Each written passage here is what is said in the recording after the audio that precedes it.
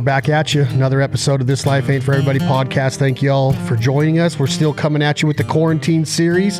Today's episode of the podcast is brought to you by Urijah Faber's Ultimate Fitness, Sacramento, California, the premier gym of cross training, of MMA training, all different styles, weight training, the top trainers in the country, boxing coaches, Joey Rodriguez. They produce some unbelievable fighters, and Chad Mendez, Clay Guida, and so many more that are on the UFC cards. Today's guest of our podcast, he's back again, aka the California Kid. He is becoming the Renaissance man of MMA, going into so many different avenues of business. What an entrepreneurial spirit. Urijah Faber, welcome, my brother. How are you, man? How you doing? Good. How you doing? Good. Got the baby here. I'm with Callie on blast. Say hi, Callie. Hi, Callie. What are you doing? Bombas. What the doggy say? That's right. Woof woof. Is this your main style of exercise these days? Being a dad now, Yeah. We left the house. We had about a 5-hour walk yesterday. So she takes multiple naps during that time. We stop, let her walk. Try to take care of business on the walk. Here we are. I like it. What are you staying quarantined mainly though? What's going on with the gym? I assume that it had to shut down for now? Yeah. Yeah, we're 100% shut down. Have been since they suggested it. Just trying to abide by the rules and stay, an active part of the community. Do my part. How do you feel about this whole thing? Man, it's been weird times. I am trying to stay optimistic, which I've done a good job at. I've been trying to work out. I'm doing a lot of the Herschel Walker style at home box squats and some jump squats and push-ups, sit-ups, abs. I'm doing some cardio. But as far as like the whole thing, I'm thinking of it like I'm going to abide by the leadership and trust in our doctors, our research, our scientists, and if they're going to tell me to isolate and not be around big groups of people, then that's what I'm going to do right now and just hope for the best and that we get out of it sooner than later. Yeah. It's going to be real scary for the economy. I know,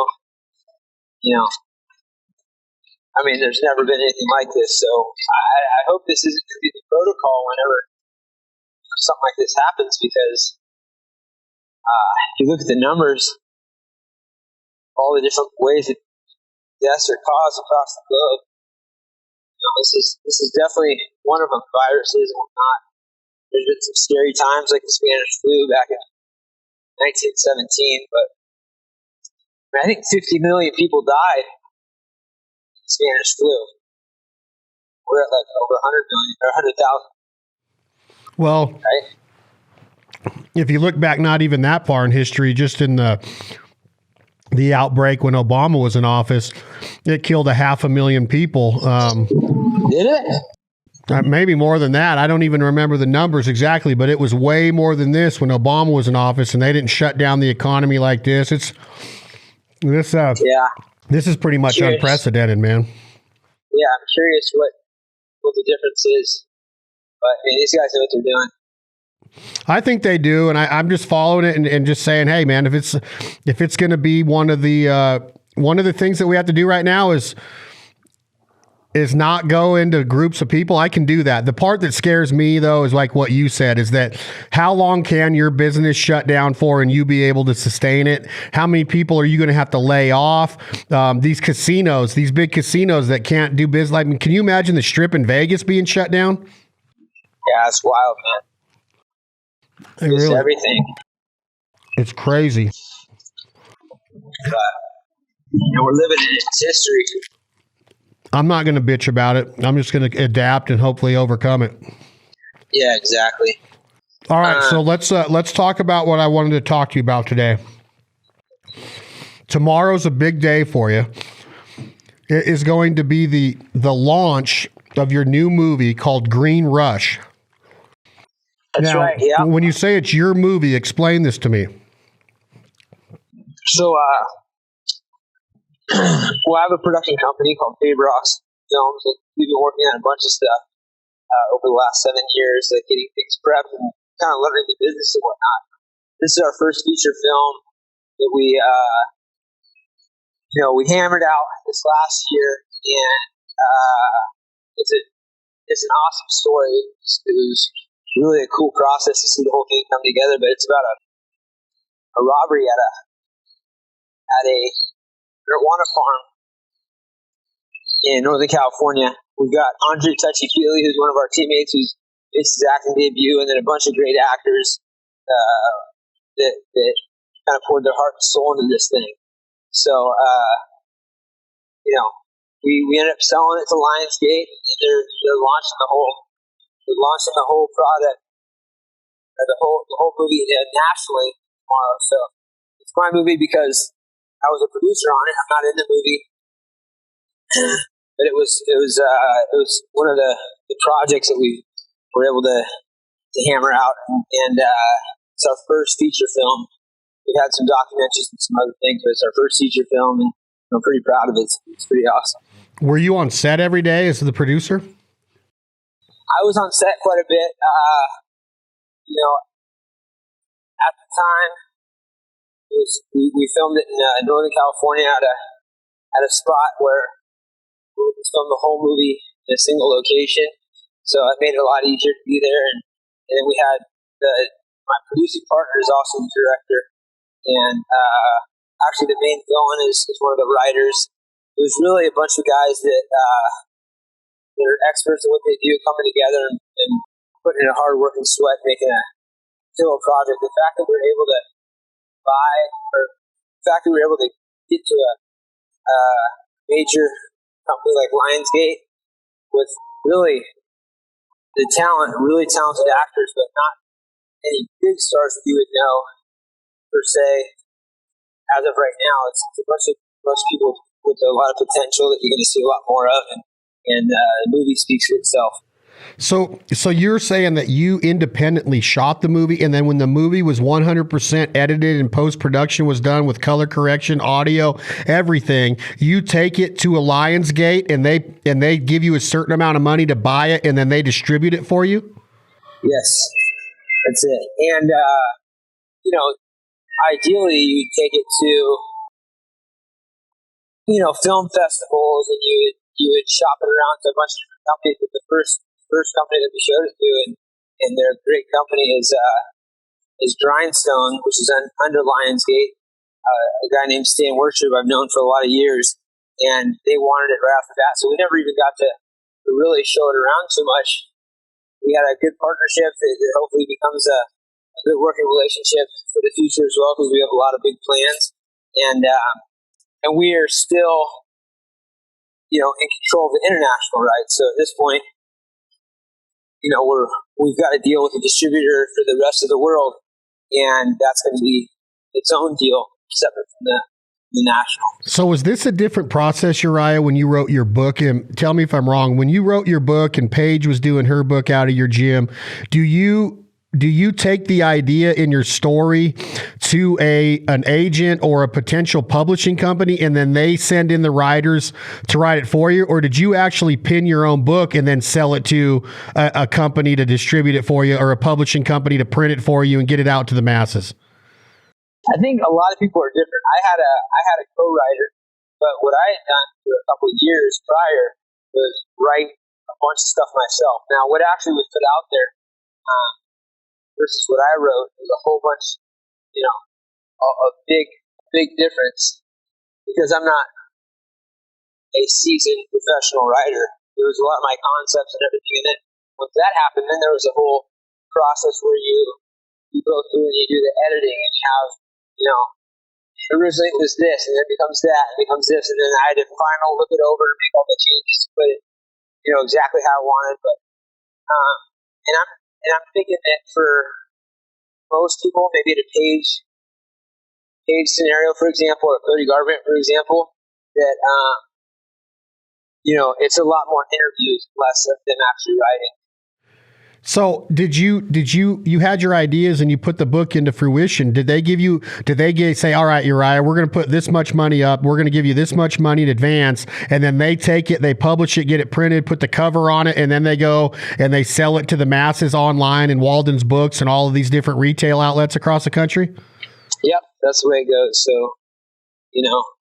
a lot of times we'll do it in advance and then you get your percentage on the back end, and that's really hard, especially these big companies, to really regulate. So, thing you can bank on is what they give you up front. So back to the movie now. Does Urijah Faber finance this deal, and then he's banking on his story and your talents to make the movie, and then you're saying, all right, I got this much money into this deal. Now you go sell it to Lionsgate and you recoup some of that, but you also get some on the back end of how it performs at the box office? That's ideally how it happens. This one scenario with the national deal was a little bit different. Lionsgate bought it outright, and then we do something similar to that on the international rights, where we profit share and put trust in some people to go and knock on doors and sell different territories. It's almost like a pay-per-view, for example, or Pepsi or Coke. There's people that have the rights to sell Pepsi and Coke in each region. There's Sacramento versus a Chico versus Detroit versus wherever. There's different rights, and a lot of those rights are gold rights. That's the way it is for a pay-per-view. There's pay-per-view providers and partners that have different regions all across the U.S. globe, and it's an individual sale process. So if I'm partnering in a pay-per-view, which I have in the past, you may see a check from the Hodunk cable provider in a small city, a year down the road from when the big fish in New York or California actually report their numbers, because it's a longer process and everything else. So that's the way movies work. And normally the thing that's so unique about this project, and speaks to the product and it speaks to the actors and the director and everyone involved. Normally the big value is in big name talent. Like, you put a Brad Pitt or a Hugh Jackman or someone like that. They can already sell that movie internationally and recoup a lot of costs before they even make the movie. So you're taking a real big risk when you make a film without name talent attached. And you really have to make something that is impressive. And that's what we did. We put our heart and soul into this thing, and it looks great. And the specialists at Lionsgate appreciated it, and that's the way they grabbed the movie, and they're doing their part. So is it still a risk to Urijah Faber, or do you feel that you're going to recoup your initial investment on this project no matter what? I'm not an executive producer. An executive producer is the one that puts the money up. Somebody that puts the money in. I'm not an executive producer. I'm an actual producer. So I help raise the funds. Some of the cast, some of the writers, some of the directors, myself, put some cash in as well, just to put our money where our mouth is, and yeah, I think we're sitting in a good situation. So where do we find it? Does this go national to theaters everywhere tomorrow? It's not in theaters. No one's in theaters right now. We could even do our premiere in Southern California, but it'll be on demand tomorrow. Tomorrow. So not Netflix. It'll be more of like an on-demand process on your different cable outlets. AT&T, go to on demand, search Green Rush, and you'll be able to check out the movie, man. It's and what can we expect? Wild, and what can we expect to see? Is it the energy of a Urijah Faber MMA fight, or is it a drama? What can we expect? It's an action flick, of course, but there's definitely some twists and turns in there that make it super interesting. You probably want to watch it twice if that's some things that you did the first time, and it's not like action from the get-go, but there's some pretty gruesome parts about it. And it's I got a great villain, Paul Telfer is a great actor. He's the main villain. He plays a a dude that you don't want to mess with in a bunch of different ways, and he's actually one of the writers as well. So it's a really high energy, real like horror type of drama when it comes to the action component. There's some little twists and turns that make it a little bit more than that. So, are you telling me that you kind of have a little bit of a Quentin Tarantino characteristic to your production style, Urijah Faber, with the twists and turns, and you have to watch it more than once? You know, I'm not the production guy. I mean, I'm not the director. That's my partner Jared Roxford. He's definitely got a edge to him when it comes to the kind of stuff he creates, and he did a good job with this. But this one is more just high action intensity, a good storyline. It gives people a look into a story that most people only get to see. Northern California is for a long time been a hotbed for marijuana, and especially now medicinal marijuana. And that's strange to some people in other states and other parts of the country and other parts of the world. So it's the darker side of something that has become real legit. So are you? Is it rated R? Is it kid friendly, or is it an adult movie? It's an adult movie. 100%. Yeah, R rated. Yes, sir. And there's no cameo by Urijah in it? No, not this one. All behind the scenes in this one. Do you have plans for acting? I know you've done some. I've been in some scripted shows, been myself and a bunch of different stuff. I was in that Rampage movie, which was an awesome experience. It's a big budget film. The Rock was the star of. And I definitely like to do more, for sure. But, I just, once you get to understand this entertainment industry, it made me want to do more than just be on screen. And I think that's something that I enjoy. It's something that I have aspirations for, but I like the creative portion all together. Being able to do what I've been able to do in this film was a lot of fun, and it's really rewarding. And how is this transitioning into your workout time, your fight game? Are you fighting still? Are you grappling still? What's on that front for Urijah? Well, to be honest, this quarantine's been a strange time. I've been, like I said, going for long walks with the baby and everything else. And this movie was long since past. We filmed this, had it all wrapped up a long time ago. I'm not the director. I'm not the editor. I wasn't an actor. I was just putting pieces together. So it hasn't been a ton of time on my hands. Just getting the word out there, letting people know that there's some entertaining movie out there for them to watch. The quarantine time is my job now. That's just spreading the word. And are you looking to fight again, you think, or are you kind of getting more transitioned into this movie career? I don't plan on having a long career for anything. At 40 years old, I had kind of a personal little deal. I had 4 fights left in my contract, and I wanted to wait until I turned 40. 4 fights at 40, just kind of like a life hack. And so,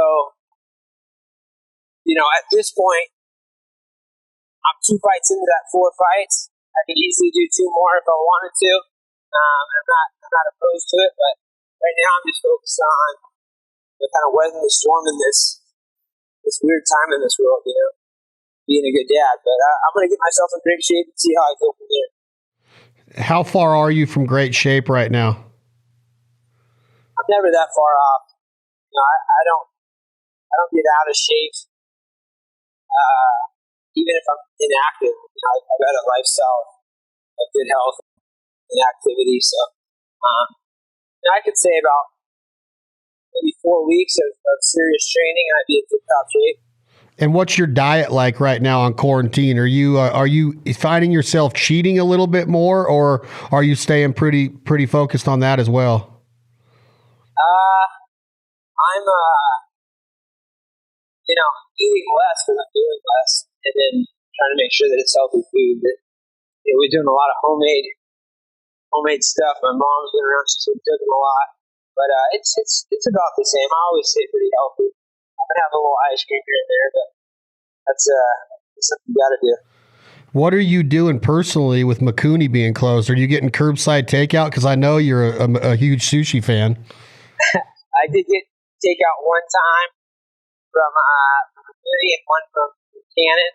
So I'm definitely treat myself every once in a while, but it's not an everyday thing, unfortunately. Isn't it amazing how it's just something as simple as sushi or a good workout in your gym, how we almost take things for granted when it's stripped out from under us like this? I mean, I don't know if you see it at all, but just something as simple as going to the gym, when it's taken away, it just shows you how blessed we are to have the lives we get to live, yeah? Oh, yeah. We really are blessed. This is really a time where you appreciate things and hope to get back home for everybody's sake. And how strict are you being on the social distancing? Are you doing anything with friends at all, or is it all through FaceTime like this, or the Zoom app, or are you getting together with anybody working out? I would assume no, except maybe just your immediate family. Yeah, no, I took a walk yesterday, and I stopped by my mom's house, the backyard. We kept our social distance, and then walked over to my buddy Tommy's house. Social distance there, but other than that, I've been in the house and around the house. Yeah, it's just you just got to get creative, don't you? You're finding time to do other things and just getting creative. Like a 5-hour walk, that's not normal for anybody in the world to go on a 5-hour walk. No, I wouldn't mind being able to go for a 5-hour walk, maybe all day, but this world has to keep on turning. Yeah, I agree 100%. So tomorrow's the big day, Green Rush. What time of the day can we expect to be able to go on and find it? Anytime tomorrow? I believe so. You got to send me a graphic so I can put it out there, and text me that graphic when we get off of here. Okay. Yeah, and then I'll watch it tomorrow. I'll do a little show on my rating of it and give you my honest feedback. I can't wait to see it. All right, brother. Yeah, please do. Be safe out there. I hope the gym gets opened up sooner than later. I want to see your fighters get back in the octagon, and we'll get together here soon and get to Makuni and have some good sushi. For sure, brother. Appreciate it, man. Have a good one. All right, Urijah Faber. Thanks for the update. Green Rush, everybody, opens tomorrow on demand. Check it out. Watch Urijah Faber's movie project, The Green Rush. Today's episode of This Life Ain't For Everybody was brought to you by Urijah Faber's Ultimate Fitness, Sacktown, the Cali Kid. Check it out in Sacramento, California. Tom, hit that button. This is Leith Lofton. What you going to do when the money's all gone? I'd rather be poor, living off in a hole, rich as hell without a soul. Life on earth